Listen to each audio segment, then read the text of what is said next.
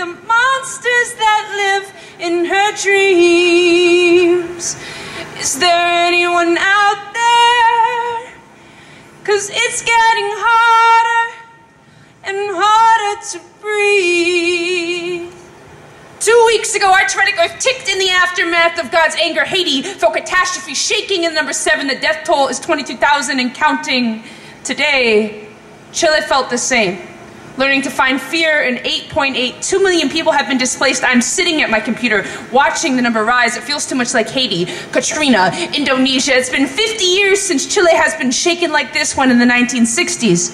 6,000 dead bodies fell through the cracks, 60 sunk in Hawaii. They call this global warming. The climate is correcting itself. I call it earth rattling, quaking, plate shifting, tsunami lifting. The sea is rising. And in my tiny Honolulu town, that means underwater homes. There is a wall of water taunting my homeland. I'm 2,000 miles away. The phone lines are hollow like open graves in Hawaii. Brown bodies are born asthmatics, choking from first inhale, running from an aquatic mountain. Is there anyone out there? It is no wonder we cannot breathe. This is reality.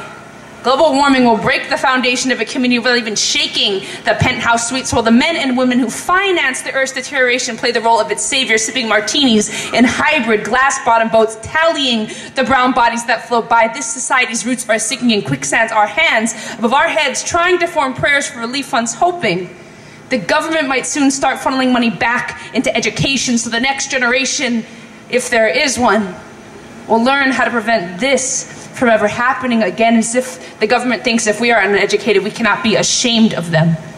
Don't understand the elite, only have faith in the privately educated that the rest of us don't even stand a chance. Cut the crap, it's 2012. Chile has just been hit by an 8.8 magnitude earthquake, sending a tsunami to Hawaii. But you see, we were lucky because the tsunami barely hit Hawaii shores, but our children were already sinking anyway because the government's idea of a solution to an economic depression is furlough Fridays. Instead of cutting from a $1 trillion war, we have taken school days from our offspring, and we all know the environment is dying because our legislation is failing at teaching our children to sprout through concrete. Enough with the quick fix band-aids and budget cuts. It is time to fill classrooms, not empty them.